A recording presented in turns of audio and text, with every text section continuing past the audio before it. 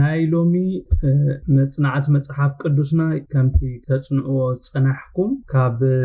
ወንጌል ዮሐንስ ምዕራፍ 10 ካብ 19 ክሳብ 31 ዘሎዩ ኣነ ግን ቁሩብ ተመሊሰ ዝሓለፈ ሰሙን ብዙሕ ክንዛረበሉ እንኽእል ሓሳብ ዝነበረ ግን ካብ ብዙሕ ከይተዛረብናሉ ዝሓለፍናዮ ሓሳብ ተመሊሰ ክዛረብ ደስ ብለኒ ስለዚ ካብ 11 ክጅምረሎም መዓልቲ ማለት ኢየሱስ ጎይታ አሜን ብዙሕ ዝበሃል ነገር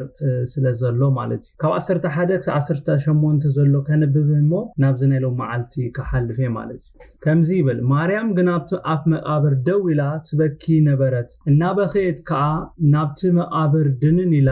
ኣብቲ ስጋ ኢየሱስ ዝነበሮ ጻዕዳ ክዳውንቲ ተኸድኑ ክልተ መልኣክ ሓደ ብትርዓስ ሓደ ብትርጋጽ ረኣየት ንሳቶም ከ ሰበይት እንታይ ክክሎ በልዋ ንሳኻ ጎይታይ ወሲዶሞ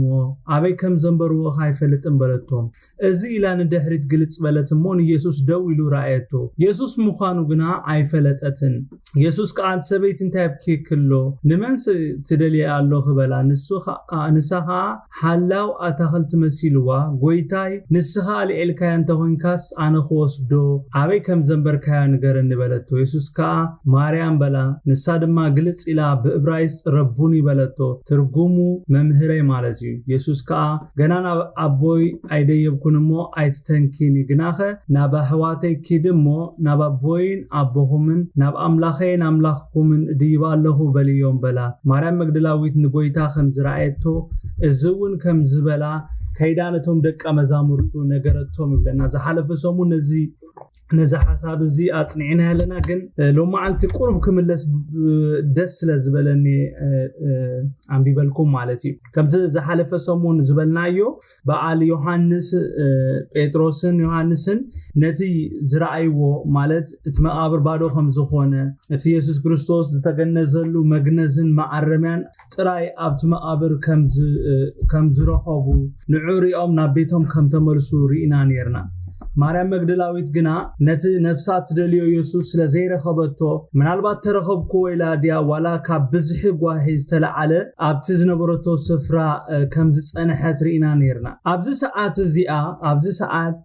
ንማርያም ምሟት ኢየሱስ ጥራይ ዘይኮነስ ዘብኪያ ዘሎ ስጋ ኢየሱስ ካብቲ ዝነበሮ ስፍራ ምስ ኣናን ኮላይ ዘብኪያ ዘሎ ኣብዚ ሰዓት እዚ ማርያም እንታይ ዘብኪያ ዘሎ እንድሕሪና ምሟት ናይ ኢየሱስ ጥራይ ኣይኮነን ንስጋ ኢየሱስ ክርስቶስ ክረኽቦ ኢላ ተሓንጥያ ሽቶ ክትለኪላ ናብቲ ስፍራ ክትመጽእ ኮላ ስጋ ኢየሱስ ኣብቲ ተነቢሩሉ ዝነበረ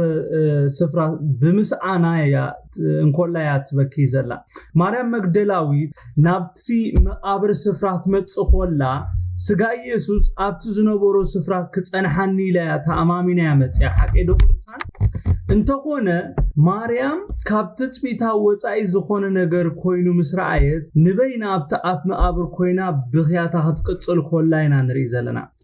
ማርያም ኣብቲ ኣፍ መቃብር ኮይና ናበኸየት ናብቲ ኢየሱስ ተነቢሩሉ ዝነበረ ስፍራ ድንን ኢላ ምስራአየት እንታይ ርአ ይብለና ቃል ኣምላኽ ጻዕዳ ክዳውንቲ ተኸድኑ ክልተ መልኣክ ሓደ ብትርኣስ ሓደ ብትርጋጽ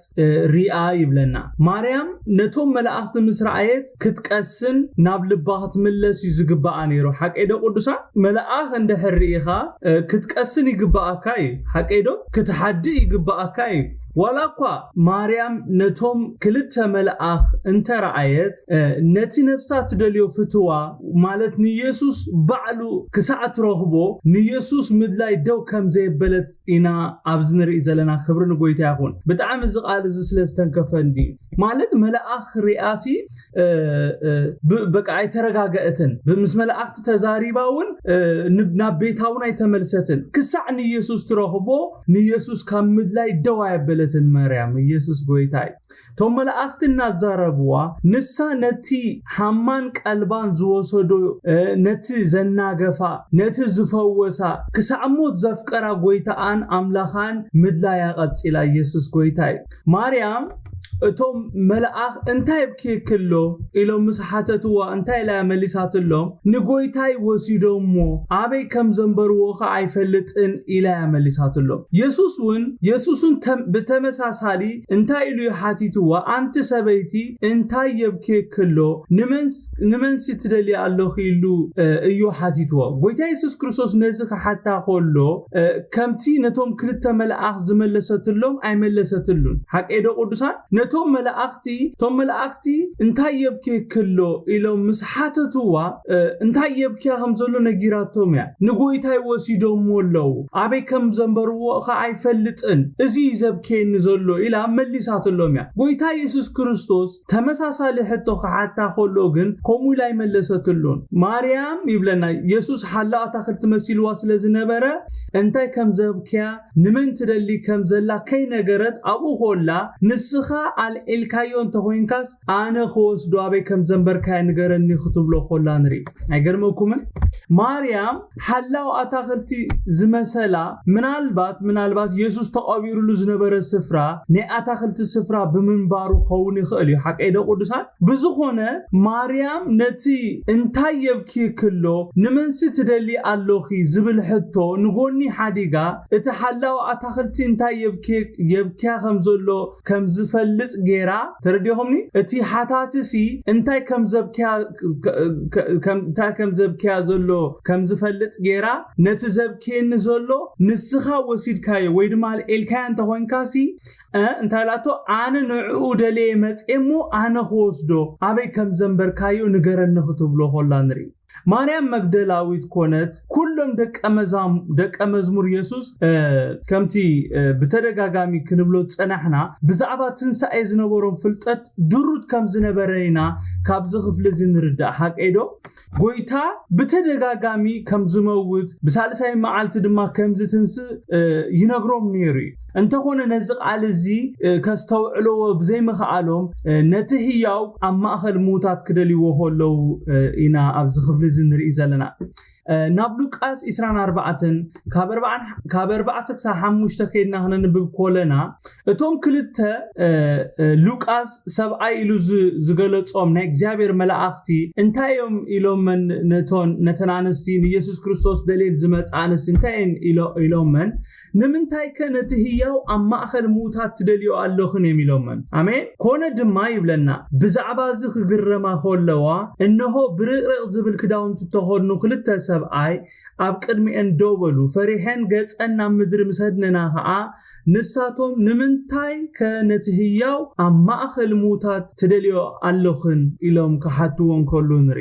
ነቲ ህያው ጽቡቕ ጌርኩም ስምዑን ቅዱሳን ነቲ ህያው ኣብ ማእኸል ሙታት ክደልያኦ ዝገበረ ነገር ነቲ ክትንስኤ ዝበለን ቃል ብምዝንገአን ብዛዕባ ትንሳኤ ዝነበረን ፍልጠት ድሩት ብምንባሩ ክትንስኡ ኢለን ብዘይ መሕሳበን እዩ ሓቀይዶ ቅዱሳኔ ከምቲ ኣብ ቃል አምላኽ ንሪኦ ማንም ድሕሪ ትንሳኤ ንኢየሱስ ሪኡ ቀልጢፉ ዘላለየ ኾነ ዝፈለጦ ኣይንርኢን ኢና ድሕሪ ትንሳኤ ንኢየሱስ ንመጀመርታ ግዜ ዝረኣይዎ ዘበሉ ክሳዕ የዒንቶም ባዕሉ ዝኸፍተሎም ብቐሊሉ ከላልይዎ ኣይክእሉን እዮም ነይሮም ንኢየሱስ ማርያም ኢየሱስ ምዃኑ ብዘይ ምልላያዩ እቲ ትደልዮ ኢየሱስ ኣብ ቅድሚኣ ደው ኢሉ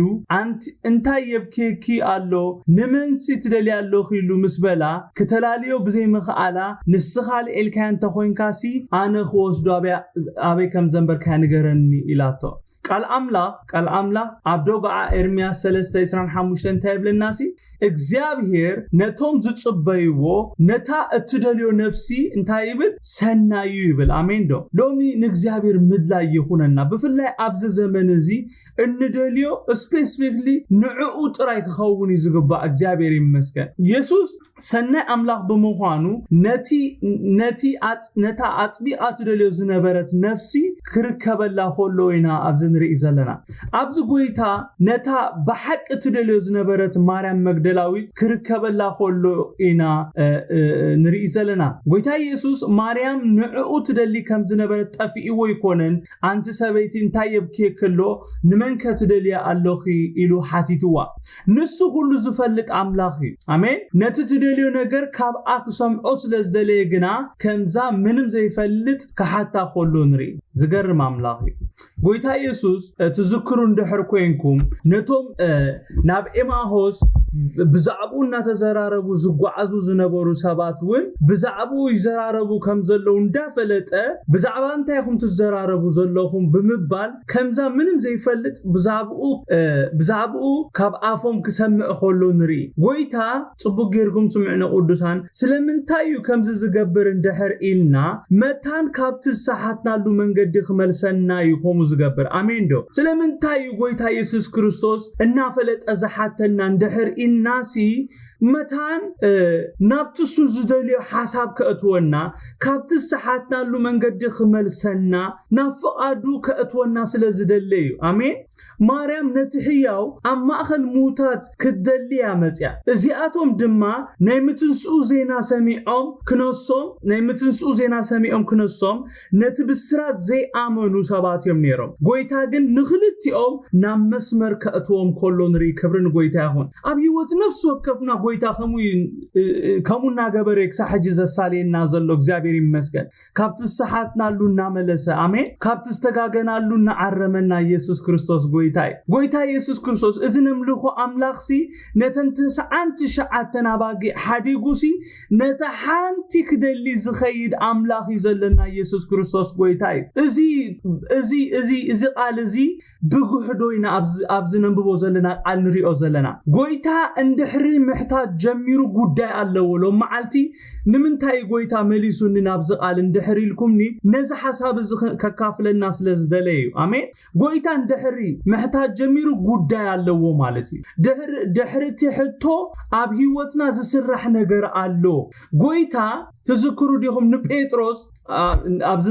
أبز زمت زلو سمون كنريئينا بسفيحو قويتا نبيتروس سلسته جيزي سمعون وديونا كابزي آتوم أبليسكا تفكرني دوئيخا إنابل سلسته جيزي أكتاتيلو كسا بيتروس زقوهي حاتيتو حق إيدو قويتا بزي مخنهتا يكون نبيتروس سلسته جيزي حاد عينت حتو حاتيتو قويتا أبهيوتو كسرحوز دليو نقر سلزنبريو حاتيتو نابتزقت المعرف كالسقاقرو سلزي دليت رايو قويتا حاتيتو يسوس قويتاي بيتروس هو يفكركاي نابل بزمل سقوطري قويتا دما انتاي بلو نيرو اياو تيابلا عباقي اي حلو عباقي اي ابلا نابل كأززو خولو نري كبرن شمو يخون تفكرن اندحر كوينكا اياو تيابلا تفكرن اندحر كوينكا عباقي اي حلو تفكرن اندحر كوينكا عباقي اي ابلا يسوس كريستوس قويتا يسوس نابت مريم مجدلاوي زنبرتلو سفرا كند ممصيو مخنياتن بقار انتاي اندحر إنا نبقات مريم كدرز بخياتا نابسحا كلوت آمين بس نزي مخنياتي ناب آمتي يسوس قويتاي ولا قوا مريم نو يسوس ريا ايتلالي يومبر بقع سلزخونت دمت قواسا اقسم اخولا وداويا ماننت تززار بازنبر سفليتا آمين دو قدساني مريم آيلالي توني يسوس كريستوس مانياتوم اتي دحرتن ساي مانم سبني يسوس كريستوس كساي عينتو تخفيتو بقى يسوس كريستوس بعلون ماننتو كفلطو زي غبرو مانم كلالي ايكلن نيرو يسوس قويتاي نالبات نايتن ساي سدا خون خلي بزخونه جن قويتا يسوس كريستوس نتابجعو بسما مصوعا تابجع غواسا يصوعا خمزلو فليطا ربوني لاتو يسوس كريستوس قويتا امين اتنباغيو ببسمن زصوع حقنيا غواسا نتا غواسا اطفيوا قبحبح تبل زنبرت تبكن تغوين زنبرت بسما خصوعا خولو نري ننفسو كفنا بسمنا يفلطناي ننفسو كفنا دما كابتي قبحبح نبللو زنبرنا هيوت صويعو اوصينا يسوس كريستوس قويتاي اب يوحنس 10 كاب 3 4 تايبل الناسي نعو تحلاو دغ يخفتلو نمن نتحقنيا غواسا اتناباغيون قالو يسمع نتناباغي اخا ببسمن صويعو يوفرن نتناباغي مساوفرن دما قدمي ان يخيد اتن اباغيون دمص يلاليانمو يسعبو يبل ማርያም ጎይታ ኢየሱስ ብስማ ማርያም ይሉ ምጽዋዓ ወዲያው ድምጽ ምን ምዃኑ ስለዝፈለጠት ረቡኒ መምህራይ ክትብሎ ኾላን ሪ ክብርን ጎይታ ይኹን አሜን ኢየሱስ ክርስቶስ ጎይታ ድምጽ ናይምን ምዃኑ ተላሊዮ አይተሸገረተን ወላኳ መልክዑ ተላሊዮ ተዘይካለት ወላኳ እቲ አፒራንስ ናይ ኢየሱስ ክርስቶስ እንተደናገራ ድምጹ ግን አይሰሓተቶን ኢየሱስ ክርስቶስ ጎይታ ዋና ድምጽ ጎይታ ተላሊ ዲኻ አይተላሊኒ ኢየሱስ ክርስቶስ ጎይታ እተሐቀኛ ጓሳ ነታ ካብጾታ ተፈልያ ንዑኡ ክደሊ ዝወጸት ነፍስ ክረክብ መጽዩ ረኺቡ አድማ ክብርን ስሙ ይኹን ማርያም ነቲ ነፍሳ ዘደለየቶን ኢየሱስ ምስረኸበት ነፍሳ ተጸናኒዓ ንብዓታ ተደሪዙ አሜን ሐዘና ከምቲ ጎይታ አቀዲሙ ቅድሙ ሟቱ ዝነገሮም ናብ ሓጎስ ተቀይሩ እግዚአብሔር ስሙ ብሩኽ ይኹን አሜን ጎይታ ኢየሱስ ክርስቶስ አቀዲሙ ንደቆ መዛሙርቱ አብ ዮሐንስ 16 ካብ ኢስራ ክሳ 22 እንታይልዎም ነይሩ ንስኻትኩም ክትበኺን ክትሓዝኑን ይኹም ዓለም ግና ባህ ክብላ እዩ ንስኻትኩም ክትጉህይኹም ግና ክትጓሂኹም ናብ ሓጎስ ከም ዝልወጥ በሐቂ እብለኩም ኣለኹ ሰበይቲ ክትወልድ ኮላ ግዚኣ ስለ ዝበጽሐ ትጉሂ ቆልዓ ምስ ወለደት ግና ሰብ ኣብ ዓለም ስለ ተወልደ ተሓጉሳ ነቲ ጻዕራ ይዝክሮንያ እምበኣርከ ንስኻትኩም ሎሚ ጓሂ ኣለኩም ግና ከም በሐድሽ ክሪኤኩም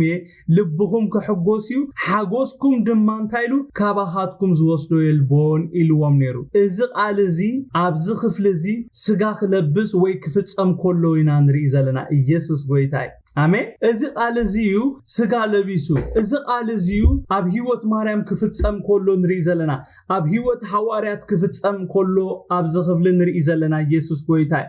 ኣብ ዮሐንስ ኢስራ ካብ 17-18 ድማ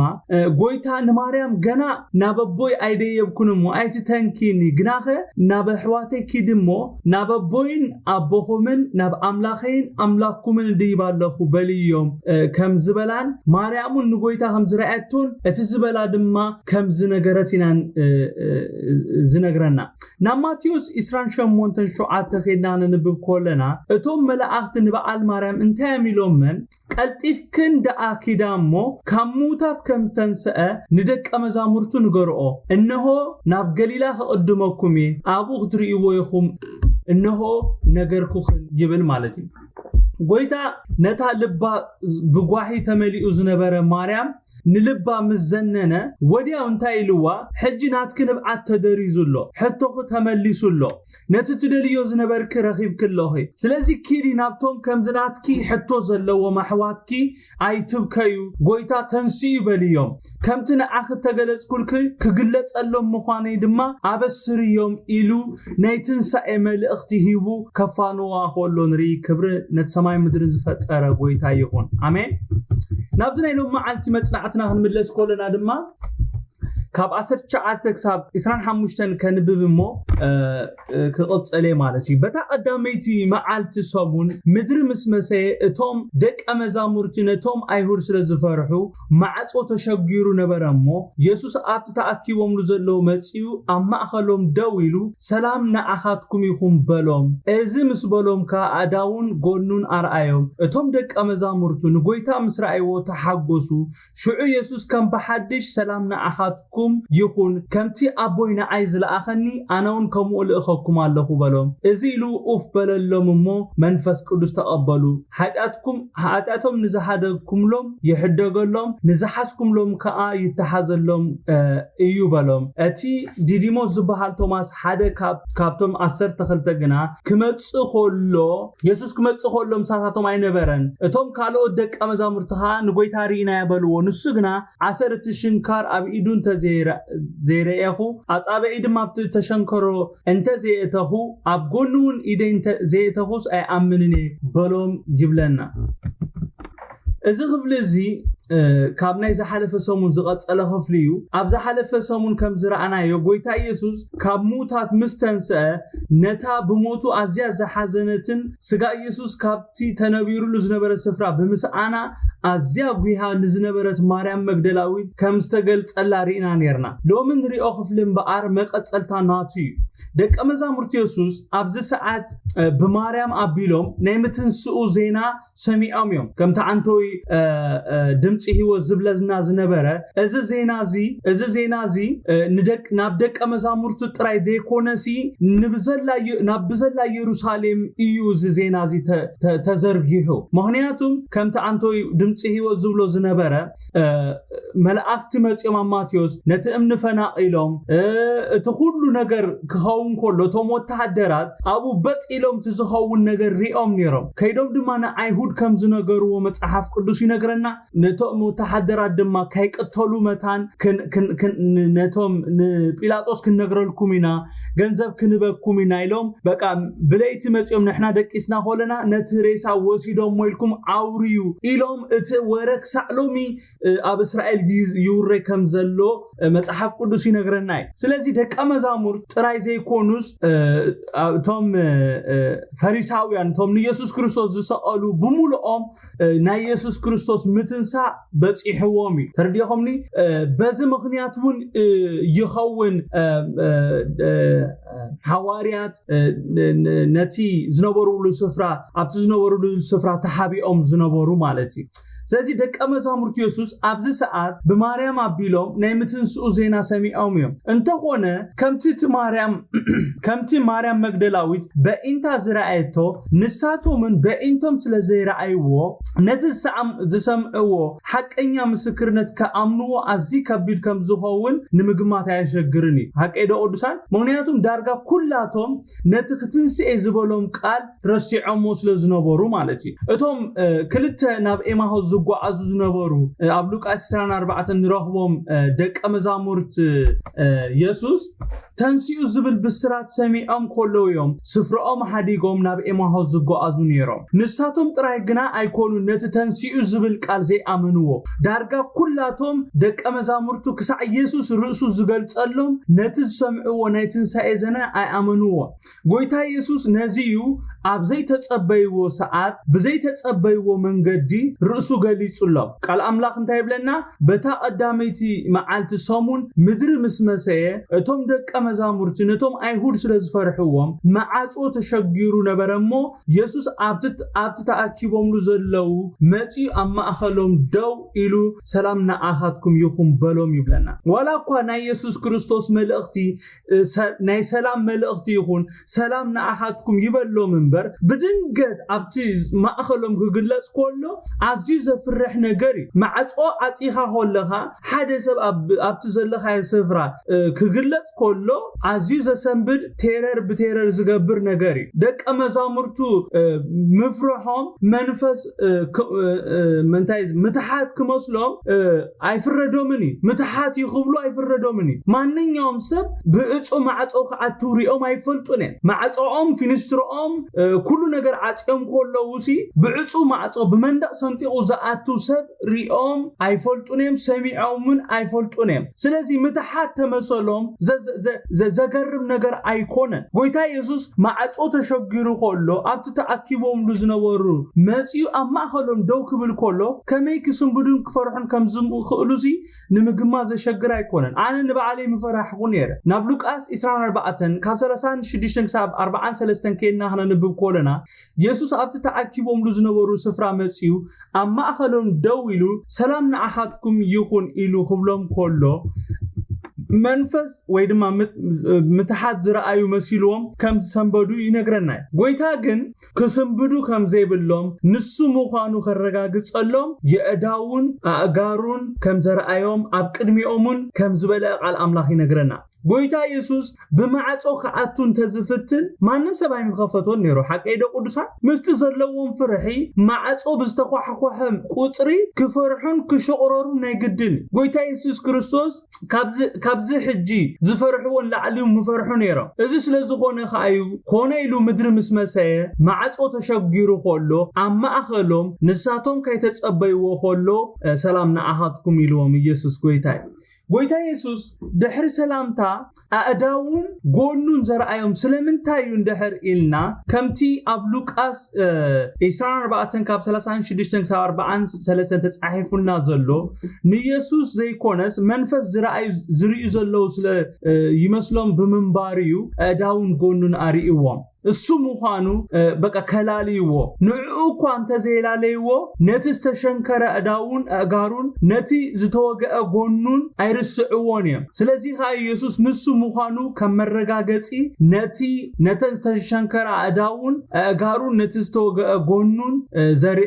ኣርእይዎም ኣብ ቅድሚኦም ድማ በሊዑ ክብሪ ንጎይታ ይኹን ማይክ ኣሎዲ ማይክ የለን ንብላሎ ካብ 21 ክሳብ 23 ድማ እንታይ ይብለናሲ ሽዑ ኢየሱስ ከም በሓድሽ ሰላም ንኣኻትኩም ይኹን ከምቲ ኣቦ ንዓይ ዝለኣኸኒ ኣነውን ከምኡ እልእኸኩም ኣለኹ በሎም እዚ ኢሉ ኡፍ በለሎም እሞ መንፈስ ቅዱስ ተቐበሉ ሓጢኣቶም ንዝሓደግኩምሎም ይሕደገሎም ንዝሓስኩምሎም ከዓ ይተሓዘሎም ከዓ እዩ በሎም ይብለና ኣብዚ ጎይታ ነቶም ናቱ ክልእኾም ኮሎ ኢና ንርኢ ዘለና ጎይታ እንታይ ኢሉ ከምቲ ኣቦ ንዓይ ዝለኣኸኒ ኣነውን ከምኡ ልእኸልኩም ኣለኹ ኢልዎም እዚ ተልእኾ ነቶም 11 ጥራይ ዘይኮነ ተዋሂቡ ንብሙሉኦም ደቀ መዛሙርቱ ብሓፈሻ ነታ ናቱ ቤተክርስትያን ዝተዋሃበ ተልእኾ እዩ አሜን ናይ ክርስቶስ ዘበለ ኩሉ ኣብዛ ምድሪ እዚኣ ኣብዛ ምድሪ ክሳዕ ዘሎ ተልእኾ ኣለዎ አሜን ተልእኾ ዘይብሉ ሰብ የለን ጻውዒት ዘይብሉ ሰብ የለን ተልእኾ ድማ ናይ ነፍስ ወከፍና ተልእኾ ድማ ወንጌል መንጋሪ መንግስቲ ኣምላኽ ምስፋሕ ብዛዕባት መድሓኒና ክንዛረብ ግዴታ ኣሎና ምክንያቱም ኣብ ቀዳማይ ጴጥሮስ ምዕራፍ 2 ቁጥር 9 ከም ዝነግረና ንስኻትኩም ግና ደግነት እቲ ካብ ጸልማት ናብቲ ዘገርም ብርሃን ጸዋዓኩም ምእንቲ ክትነግሩ ዝብል ቃል ኣሎ ሕሩይ ወለዶ ናይ መንግስቲ ክሕነት ቅዱስ ህዝቢ ጥሪት ኣምላኽ ዝኾንኩም ህዝቢ ኢኹም ስለዝብለና ማለት እዩ ንሕና ናይ ገዛእ ርእስና ኣይኮናን ንሕና ብዋጋ ዝተዓደግና ሰባት ኢና መጽሓፍ ቅዱስ ብዋጋ ተዓዲግኩም ኢኹም እዩ ዝብለና ኣብዝውን ጥሪት ኣምላኽ ዝኾነ ህዝቢ ኢኹም ይብለና ጥሪት ዝኾንና ብኸመይ እዩ እንድሕሪና ብደም ክርስቶስ ስለዝተዓደግና እዩ ስለዚ ናታትኩም ስራሕ እንታይ እንድሕር ኢልና ብዛዕባ እቲ ካብ ድቕድቕ ጸልማት ናብ ዘገርም ብርሃን ዝጸዋዓና ጎይታ ምዝራብ ብዛዕባ እቲ ሓይጣትና ዝሓደገልና መርገምና ዝወሰዶ ሕማምና ዝወሰዶ ካብ ናይ ሰይጣን መንጋጋ ዝመንዛዓና ካብ ኣብ ሲኦል ዘውፃና ጎይታ ምዝራብ ንዑ ደሓኑ መባል ይስራሕና ኢየሱስ ክርስቶስ ጎይታ ኢየሱስ ሱቕ ኢሉ ይኮነን ነዞም ናቱ ከምቲ ኣቦ ንዓይ ዝለኣኸኒ ኣነውን ከምኡ ልእኸኩም ኣለኹ ኢልዎም ቅድሚ ምልኣኹ ዝኣክል ግዜ ምስኦም ግዜ ኣጥፍኡ ሓቀይዶ ንሱ ጥራይ ዘይኮነስ ምስኦም ዝኸውን መንፈሱን ሂቡ ይልእዎም ስለዚ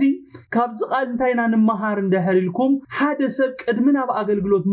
ምውፋሩ ክመሃር ክስልጥን ከም ዘለዎ በዓብዩ ተልእኾ ናይ እግዚአብሔር ንምፍጻም ድማ መንፈስ ቅዱስ አገዳሲ ከም ዝኾነ ኢና ካብዚ ክፍል ዝንመሃር ኢየሱስ ክርስቶስ ጎይታ ሓጣቶም ንዝሓደግኩምሎም ይሕደገሎም ንዝሓስኩምሎም ከዓ ይተሓዘሎም እዩ በሎም ይብለና አንቶ ኢዮብ ጽቡቅ ገይሩ ብዛዕባ ዝተዛሪቡ ትርጉም እዚ ቃል እዚ እንታይ እንደህሪና ንፍጥረት ኩሎም ወንጌል ክንሰብክ ኮለና ሰባት ካብቲ ጌጋ መንገዶም ይምለሱ ከምታ አነ ንስኻትኩም ዝገበርናያ ብንስሓ ናብ ጎይታ ይምለሱ ናይ ዘለዓለም ህይወት ይረኽቡ ካብ ናይ ዘለዓለም ጥፍኣት ድማ ይድሕኑ ማለት እዩ ክብርን ጎይታ ይኹን ትርጉም ናይ ቃል እዚ እግዚአብሔር ስሙ ብሩህ ይኹን 24-25 ድማ እንታይ ብለናሲ እቲ ዲዲሞስ ዝበሃል ቶማስ ሓደ ካብቶም 12 ግና ኢየሱስ ክመጽእ ከሎ ምሳሳቶም ኣይነበረን እቶም ካልኦት ደቀ መዛሙርቲ ከዓ ንጎይታ ሪኢናዮ በልዎ ንሱ ግና ኣሰረት ሽንካር አቢዱ እንተዘይረአኹ አጻበኤ ድማ ብትተሸንከሮ እንተዘይእተኹ ኣብ ጎድኑውን ኢደ እንተዘይእተኹስ ኣይኣምንን ይበሎም ይብለና ቶማስ ጎይታ ኢየሱስ ነቶም ካልኦት ደቀ መዛሙርቱ ክግለጸሎም ኮሎ ስለዘይነበረ እቶም ንኢየሱስ ዝረአይዎ ኩላቶም ንጎይታ ሪኢናዮ ምስበልዎ መልሲ ቶማስ እንታይ ነይሩ ኣሰረት ሽንካር አቢዱ እንተዘይረአኹ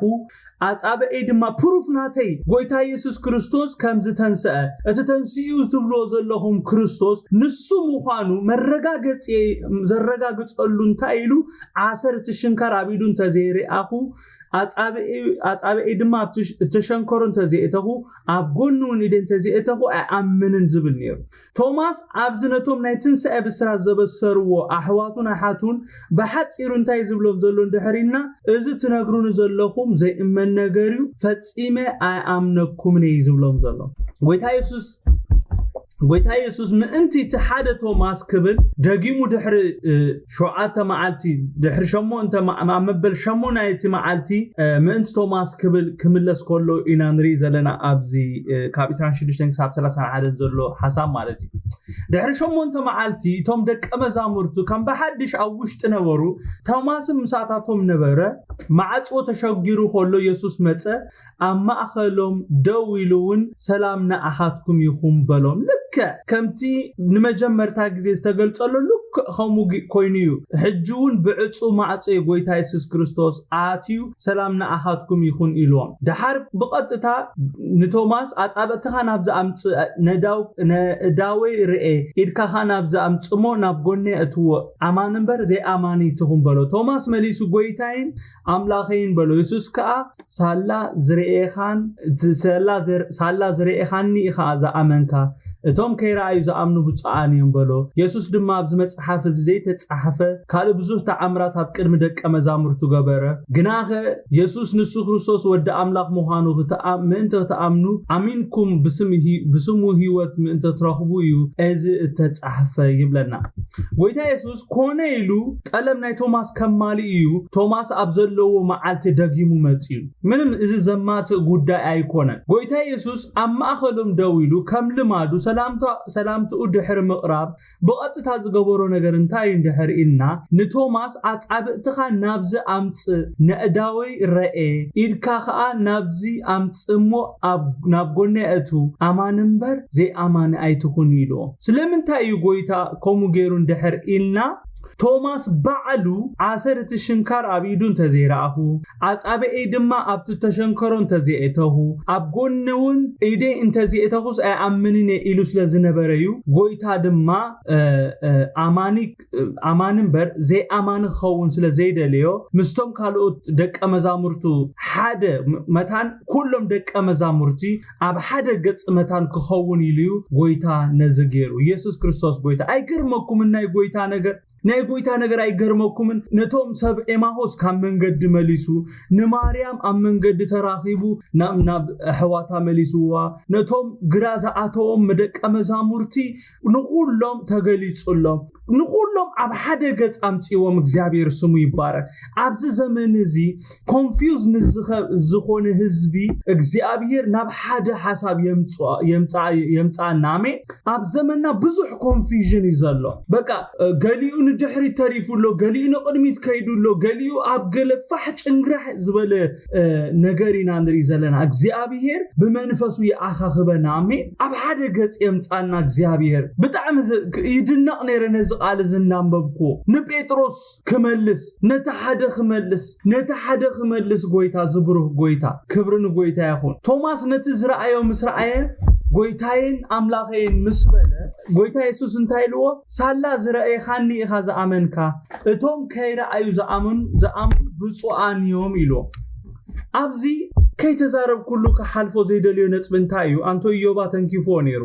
ኣብዚ ቶማስ ጥራይ ኮነ ሪኡ አሚኑ ጎይታ ኢየሱስ ንኩሎም እዩ አእዳውን ጎኑን ዘሪኦም ነይሩ ሓቀይዶ ኩሎም ሪኦም እዮም አሚኖ ናይ ቶማስ ፉሊ ዝገብሩ እንታይ እንደህር ኢልና ነቲ ዝሰምዖ ምስክርነት ዘይምእማኑ ከይኣክል እንታይ ኢሉ ዓሰር እቲ ሽንካር ኣብ ኢዱ እንተ ዘይረኣኹ ኢሉ እቲ ሽንካር ኣብ ኢዱ ምስራኣየ ድማ ምርኣዩ እኹል ክነሱ ምርኣዩ እቲ ዝረኣዩ ሽንካር ናይ ኢየሱስ ክርስቶስ እኹል ክነሱ እንታይ ኢሉ ቶማስ ኣጻብዐይ ድማ ኣብቲ ተሸንከሮ እንተ ዘይኣተኹ ኣብ ጎኑን ኢደ እንተ ዘይኣተኹስ ኣይኣምንን ብምባሉ ጎይታ ገኒሕዎ ሚስማር ዝኣተዎ ከይኣክልሲ እንደገና ቶማስ ኢዱ ከእቱ ኣብቲ ሚስማር ዝኣተዎ በዚህ ምክንያት ጎይታ ኢየሱስ ክርስቶስ ንቶማስ ገኒሕዎ ኣብ ቁጥር 31 እንታይ ብለና ኢየሱስ ድማ ኣብዚ መጽሓፍ እዚ ዘይተጻሕፈ ካል ብዙሕ ተኣምራት ኣብ ቅድሚ ደቀ መዛሙርቱ ገበረ ግናኸ ኢየሱስ ንሱ ክርስቶስ ወዲ ኣምላኽ ምዃኑ ምእንቲ ክትኣምኑ ኣሚንኩምን ብስሙ ህይወት ምእንቲ ክትረኽቡ እዩ እዚ እተጻሕፈ ይብለና ደስ ዘብል ቃል ዮሐንስ እንታይ ኢሉ ኢየሱስ ድማ ጽቡቕ ጌርኩም ስምዑኒ ኣብዚ መጽሓፍ እዚ ዘይተጻሕፈ ካል ብዙሕ ተኣምራት ኣብ ቅድሚ ደቀ መዛሙርቱ ገበረ አይገርመኩም ኣብ ቅድሚ ደቀ መዛሙርቱ ዝብል ዘሎ ኣብ ቅድሚ ደቀ መዛሙርቱ ኢሉ ዝብል ቃል ነቲ ድሕሪ ትንሳኤ ጎይታ ኢየሱስ ኣብ ቅድሚ ደቀ መዛሙርቱ ዝገበሮ ተኣምራት ዘመልክት ቃል እዩ አሜን ነቶም 500 ክግለጸሎም ኮሎ ነቶም ናቱ ደቀ መዛሙርቱ ኣብ ዝግለጸሉ ዝነበረ ሰዓት ዝገብሮም ዝነበረ ተኣምራት ማለት እዩ እግዚአብሔር ይመስገን እሱ ይተጻሕፈና ዘሎ እግዚአብሔር ስሙ ኣብ ቅድሚ ደቀ መዛሙርቱ ማለት ስፔሲፊክሊ ጎይታ ኢየሱስ ክርስቶስ 40 መዓልትን 40 ዓለይትን ኣብዛ ምድሪ ድሕሪ ትንሳኤ ክጸንሕ ኮሎ ዝኾነ ዝተፈጸመ ነገር ማለት ኢየሱስ ክርስቶስ ጎይታ አሜን ዮሐንስ ቆጽኢሉ እንታይ ኢሉ ግናኸ ኢየሱስ ንሱ ክርስቶስ ወዲ ኣምላኽ ምዃኑ ምእንቲ ክትኣምኑ ኣሚንኩም ብስሙ ህይወት ምእንቲ ክትረኽቡ ዝተጻሕፈ ኢሉ እዚ ማለት እንታይ ማለት እዩ እቲ ዝተጻሕፈና እዚ ክነንብቦ ዓመታት ዝወሰደና ቃል ኣምላኽሲ ጎይታ ኢየሱስ ንሱ ክርስቶስ ወዲ ኣምላኽ ምዃኑ ምእንቲ ክንኣምን ኣሚንና ድማ ብስሙ ህይወት ምእንቲ ክንረክብ እኹል እዩ ማለት እግዚአብሔር ይመስገን አሜን ክብርን ጎይታ ይኹን ጎይታ በነገር ሁሉ ይባርኩም ጸጉኡ የብዛሐልኩም እዳኩም ሓፋብሉሙ ጸሊና ክንውጥ